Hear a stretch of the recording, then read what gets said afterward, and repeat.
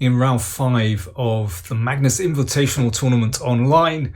The world champion faced Anish Giri. Well, they have quite a rivalry, at least they often exchange words on Twitter and elsewhere. They like to poke at each other. So this match was always going to be interesting, and well, particularly as Magnus is leading the tournament at the moment, and Giri was right down at the bottom. He's turning into the whipping boy of the tournament. I think, he's obviously not used to playing online so much. I think others are far more experienced in the tournament. The first game was fairly uneventful, ended in a draw. I'm going to show you game 2, which was very lively. Don't forget to like, comment, share and subscribe, and do consider supporting us on PayPal or patreon.com. You'll find the links down there. So Magnus is playing his opening from, well, round 2 against Firuzja, which Giri repeats. So this Ragozin system, which can lead to very exciting positions. And Carlsen repeated his game against Firuzja, and well, both players repeated. If White wants to play more solidly, then bishop g5 is the move, which is much calmer. But bishop f4 is really interesting. Giri played knight e4 to put more pressure here, typical theme in the Ragozin. And Carlsen protected with rook c1, and now knight c6 from Giri. So now we've actually transposed to that game from round 2, Carlsen against Firuzja. Exactly the same, and the players had obviously come to the board fully armed. They'd prepared well. Both sides repeating that game from round 2. And Giri playing really ambitiously here.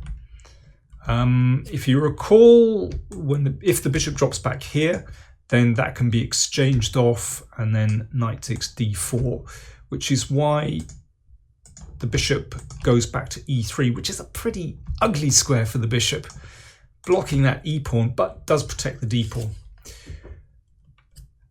And knight c3 from black. The rook is attacked, so it has to move to b1, and now f5. So black takes the initiative. If you play g5, which stands out like a sore thumb, then you really should follow up aggressively. So black threatens f4, and g3 stops that, and also prepares to bring out the bishop. Now, in that Carlsen-Firuzja game from round 2, Firuzja castled kingside. Now, let's just have a very quick recap of what happened there. Carlsen played queen b3, which attacks the bishop, but also puts pressure here, and that means the bishop cannot drop back to d6 because of queen takes d5. d6, of course, is the square you really want to go. It's the most active. So Firuzja had to put the bishop back to e7, and then Carlsen played f4, and later on got in knight f3 to e5 and found his feet, and White was certainly better there. But instead of castles, Giri had prepared an improvement. He put the bishop back straight away, didn't wait to be pushed, and put it back on d6. You can see before the queen reaches b3. So there's no pressure on the pawn at the moment. And with the bishop on d6, black now threatens again f4 to trap the bishop. And this has actually been seen before in a game in Switzerland where White played knight f3 and black pushed on with f4. It was a crazy game. Anyway, Carlsen had clearly prepared something here because he played after, well, the clock time show precisely 3 seconds, rook g1. So this is really original. You can see that White has moved both rooks, so we know castling is no longer possible. That king is going to have to live in the center. So that's already creates an extra layer of complication. Now, rook g1 begs the question, why can't black win a piece with f4? Well, let's just take a little diversion and have a look at that. So what about f4? Well, White will take, and now sacrifice a piece. And magically, this just kind of straightens out white's position, because this bishop is able to come into the game somewhere. The queen now has an open diagonal towards h5. The rook is on an open file. Well, for a piece, if once queen h5 check comes, this is very interesting. So that was his idea. And I think very understandably, Giri declined that one. He had a bit of a think and castled, which is quite funny, really. Although, of course, the g file is closed, it looks strange to actually put the king in on the same line as the rook. Nevertheless, it's a sensible move, because this one could be coming very soon. And Carlsen decides to basically provoke black into action with h4. So this presents black with a bit of a problem. You know, ideally you would want to keep the g file closed, but if you play g4, then you can see that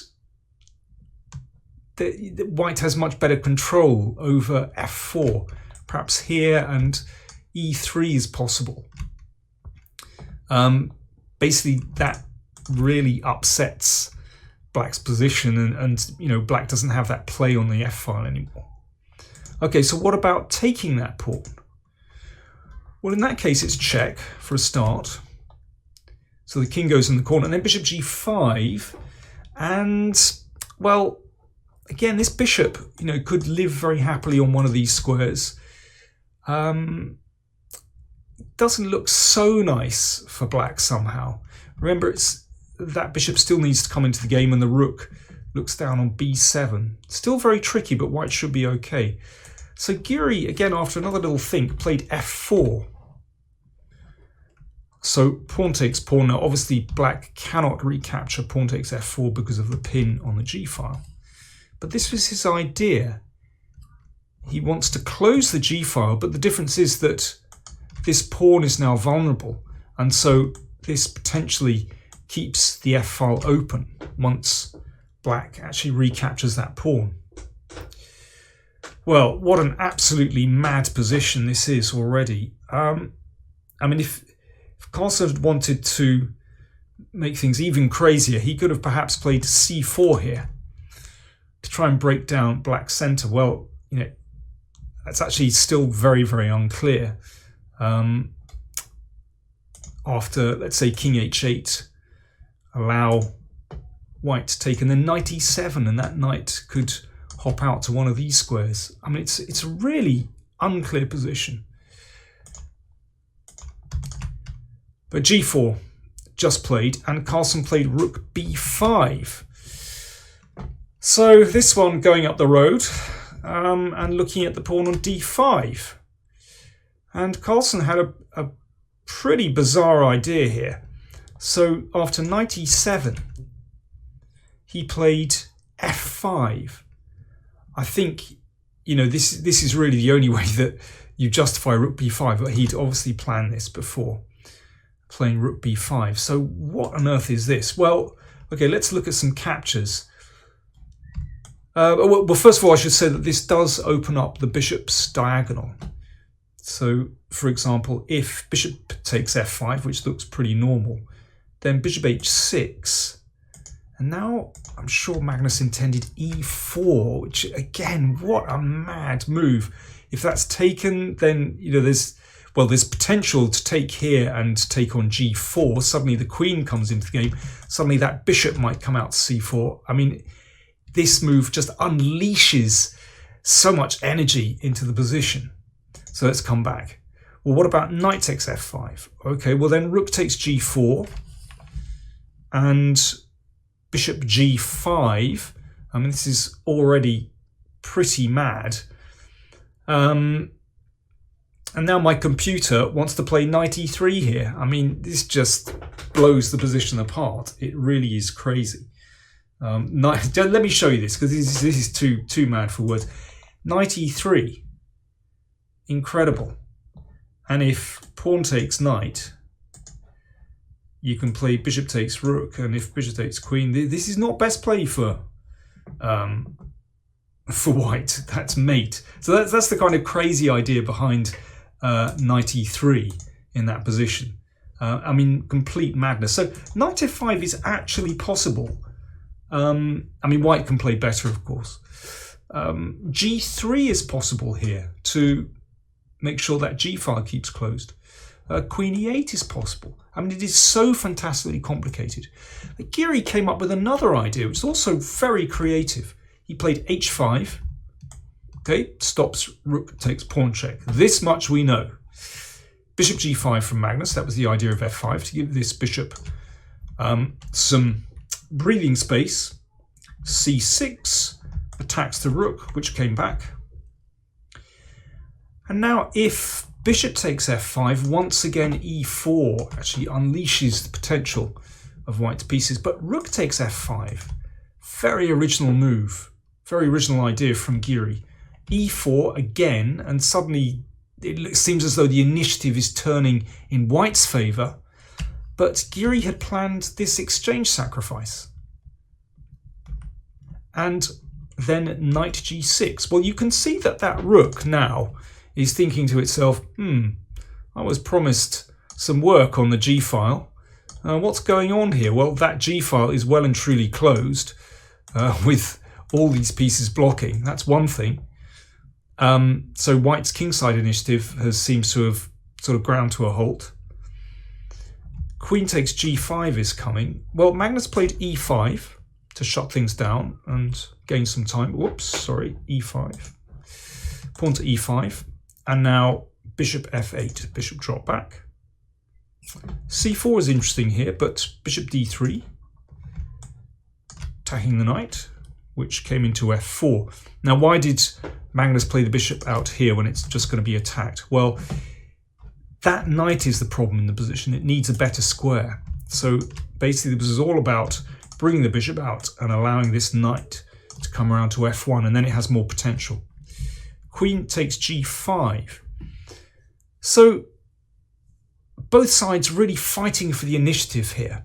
And if white isn't careful, then black could easily get an absolutely fantastic attack here. Dare I say it, black's rooks are split here, which doesn't make life easy for white. So for example, in this position, I mean, what happens if the bishop drops back to b1 with perhaps the idea of queen c2 and trying to get some counterplay here? Well, you know, one possible idea is this. Let's attack the rook with knight h3, rook h1, and now bishop here. Now, if white isn't careful, I mean, this is not the best move, but just watch what can potentially happen here. Basically, the f8 square has been vacated, and there is pressure here. I mean, who knows what's going on in this position, but basically black is definitely not worse. Pawn for the exchange and really active pieces. I mean, white can do better than that after bishop b1. But I think white is definitely on the defensive there, and that in rapid play is not easy. But Magnus didn't play bishop b1, he played f3. So he is fighting hard to try and open up the g file. He still, doesn't want to fall on the defensive. Unfortunately, this was just an outright blunder. Knight takes d3, check. Queen takes d3 and queen c1 check. Terrible oversight from the world champion. Double attack. The king stepped up. Queen takes rook check. So Giri is now a piece up. Now, just for the moment, his queen is rather offside, and white has the queen and rook that would very much like to get in towards the king, but actually bishop f5 from Giri is an excellent move. Not too difficult to spot that one. Exchanging and allowing the queen to get through to the king. And queen takes is a cool move because you know, we might just be able to threaten to exchange pieces. Remember, black is a whole bishop up here.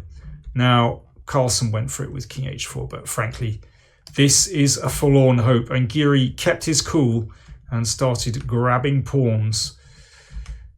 Good move, bishop g7 and f4, rook f8. Final move.